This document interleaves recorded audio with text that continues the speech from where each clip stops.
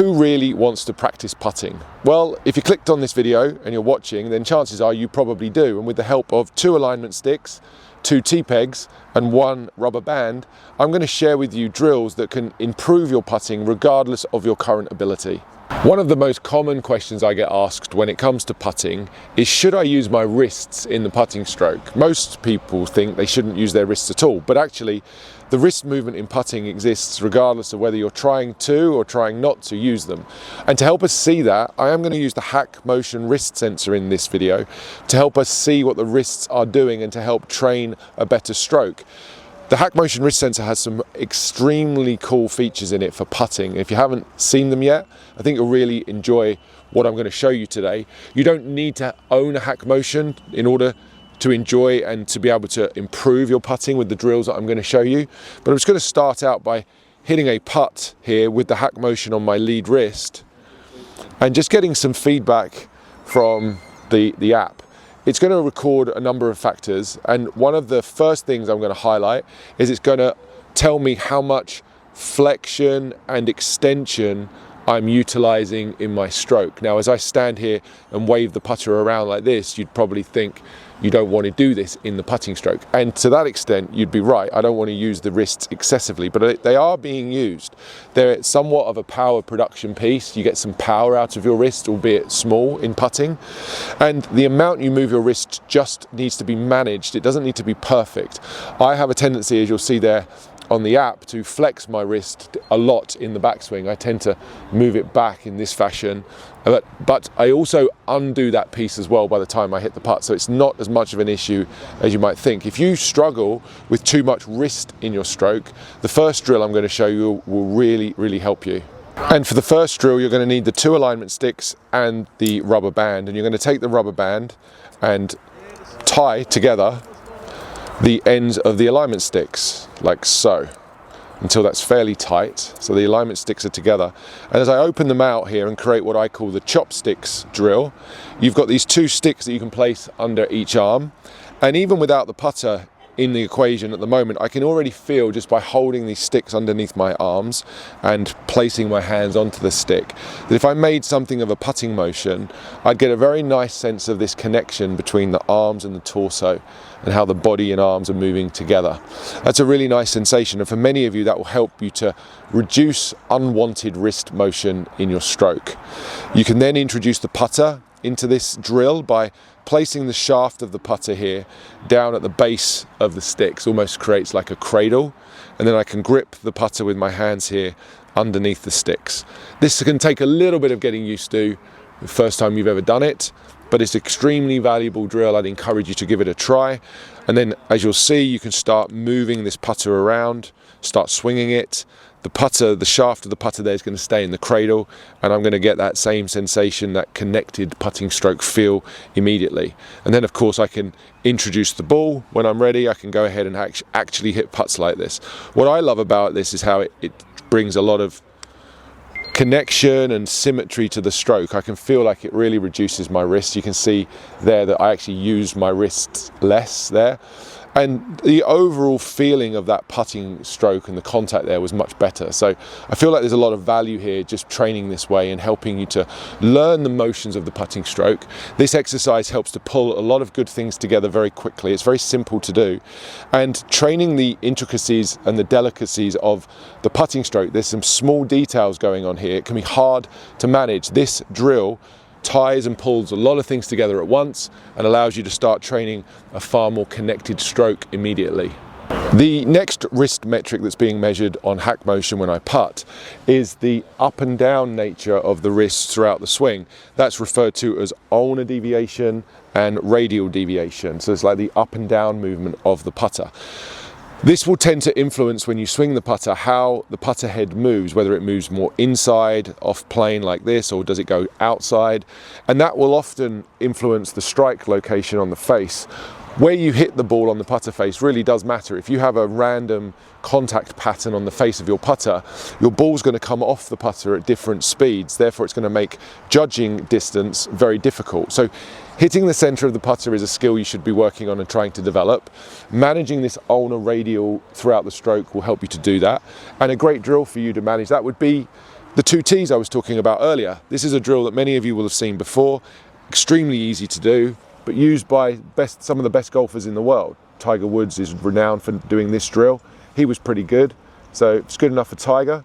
It's definitely good enough for me, and I would imagine it's good enough for you. You're going to put the tee pegs into the ground just a little bit wider than the putter head itself. How much wider than the putter head you make this is up to you to begin with. I would start by making it doable, as in not making it too difficult and having the tees almost touching the outside of your putter. That being said, if those tees are too far apart, then you're not going to get much benefit from this exercise at all.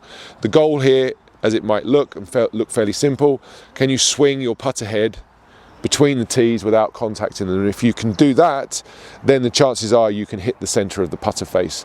Introduce the ball to the equation, and we try to do the same thing. Felt pretty solid. So the ULNAR radial there on that putting stroke was within range, hit the green. You'll also notice that the flexion returned, the stuff that I do when I'm not holding the sticks. So you could actually combine the two drills together if you wanted to, or if you felt like you needed to. You could have the chopsticks under your arm, controlling the flexion extension piece and giving your stroke that connection I was talking about. And then you can try and move that putter with the chopsticks drill in between the two tee pegs on the ground. That would really start to train some nice pieces to your stroke. So that takes care of the wrists in putting. If you want to understand how to develop better distance control via the timing of your stroke, that's the next part of this video. And to understand timing would be to take use of another feature inside the Hackmotion app, of the Metronome feature, which I've just switched on there. Now, the Metronome, which will play for you as I go through this, the Metronome is a useful way to think about timing and controlling your stroke timing throughout your putts. Now, a lot of you won't have ever seen something like this before, and this may be news to you. Others, you've seen this idea and you're familiar with the concept. Essentially, what you're trying to do here is to get the ends of your stroke to match the metronome.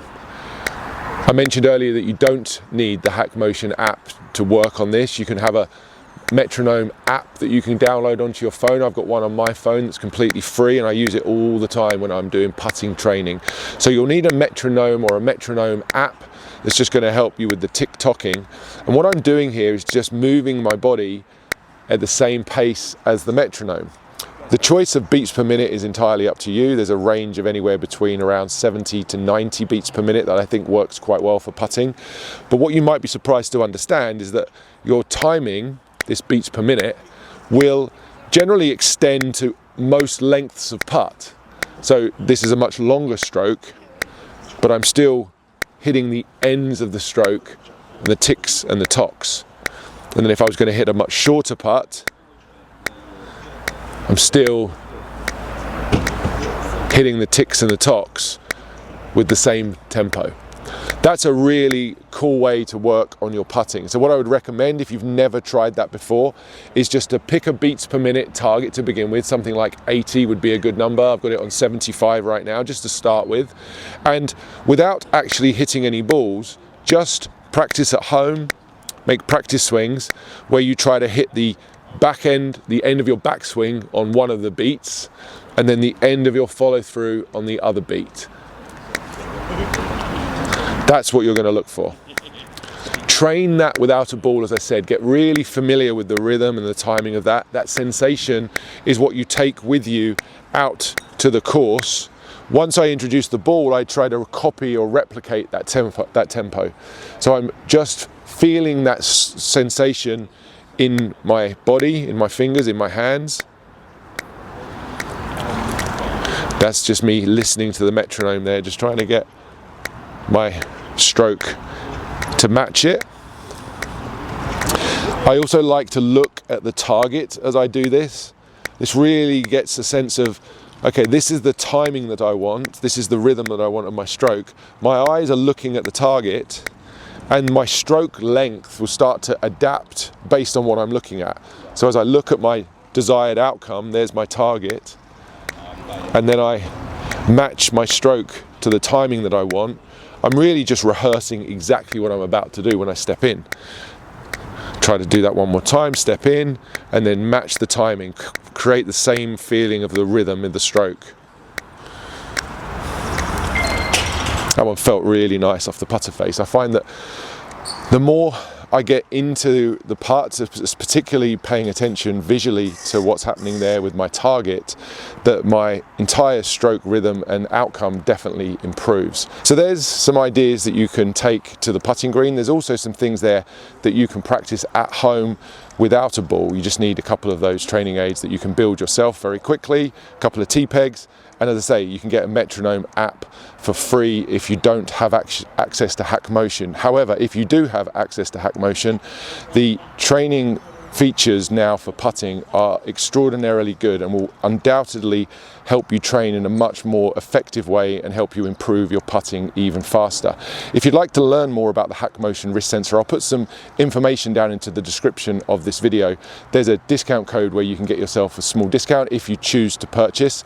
And if you want to keep training your putting and you want a little bit more information about that, looking at the target when you putt, then I made this video right here, which everybody on the internet is talking about.